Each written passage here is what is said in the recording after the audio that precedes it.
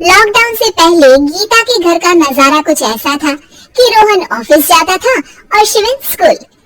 जिनके घर से जाने के बाद गीता काम खत्म करके बाकी समय आराम करती थी।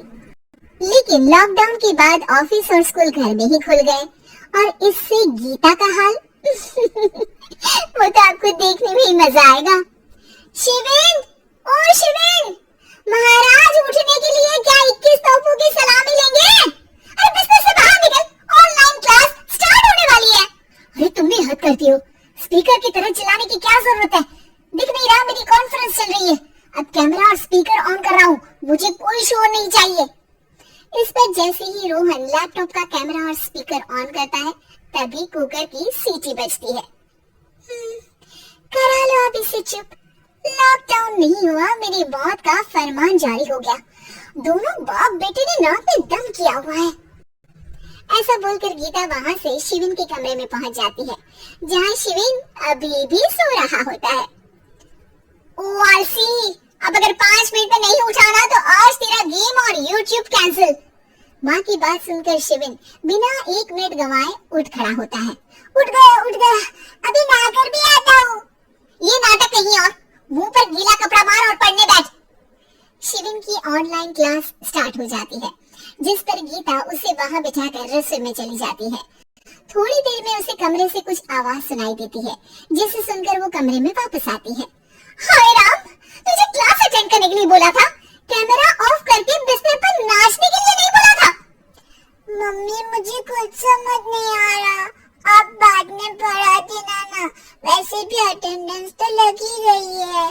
हाँ बेटा जरूर, बन जा तो अभी से हम सबका बाप बन जा। अरे नहीं मतलब कहाँ से लाते हो इतना दिमाग, और पढ़ाई करते हुए ये चला कहाँ जाता है? नाइस क्वेश्चन, दिमाग से पूछ कर बता दूंगा। शिवन की बातों से परेशान होकर गीता उसे मारने के लिए जैसे ही आगे बढ़ती है तभी वो कमरे से बाहर भाग जाता है। अब शिवन आगे और गीता हाथ में चप्पल पकड़े उसके पीछे पीछे पूरे घर में दोनों घूम रहे होते हैं। इसी बीच वो रोहन के पास पहुंच जाता है और शिवन को मारने वाली चप्पल रोहन के लैपटॉप पर जाकर गिरती है। मम्मी, आप पापा को चप्पल मारी हो? वो आज तक के रिपोर्टर, चुपचाप जाकर क्लास अटेंड कर ले, नहीं तो अगली तेरे पीछे लगेगी। इस पर शिवन वहाँ से चला जाता है, जिसके बाद रोहन गीता से कहता है, इस सर्कस के लिए कुछ बोलना चाहोगी? अरे क्या करूं, जब से तुम दोनों घर में रहने लगे हो, घर अपने आप ही सर्कस बन गया है और मैं तुम्हारी नौकर। कभी बेटी को संभालो तो कभी बाप के नखरे उठाओ। इन्हीं सब उथल पुथल में दिन बीतते रहते हैं, जिसमें हर रोज घर के अंदर कुछ नया सियप्पा खड़ा मिलता है, जो ज्यादातर शिवन और रोहन की ऑनलाइन स्कूल और ऑफिस से रिलेटेड ही होता है। एक सुबह, शिवन चलो आज की क्लास जल्दी है। कैमरा ऑफ करके आप अटेंड कर लो। अरे ऐसे छितर पड़ेंगे दादी नानी सब एक साथ याद आ जाएगी। गीता की लाख मशक्कतों के बाद क्लास तो खत्म हो जाती है, लेकिन उसके बाद शिवन फोन इस्तेमाल करते हुए इंस्टाग्राम रील बनाने लगता है। रसोड़े में कौन था? तुम थी, मैं थी, कौन था?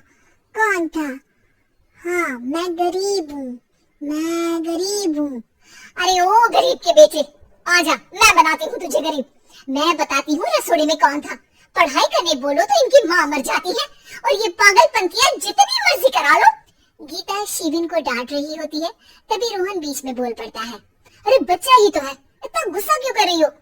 बेटे का साथ देने की इसी एक कोशिश में अब शिवन के साथ साथ रोहन भी गीता के गुस्से की सूली पर चढ़ जाता है।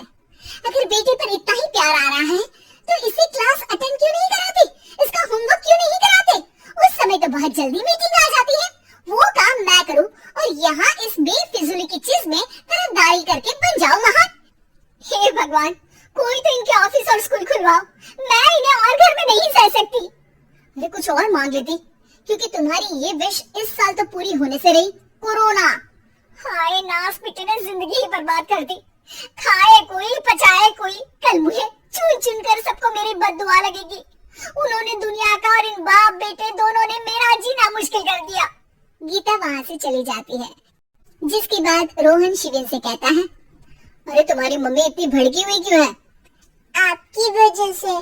पूरा समय घर में रहते हो और उस पर कोई काम कराने की जगह बस ऑर्डर देते रहते हो। अच्छा बेटे, सारा इल्जाम मुझ पर?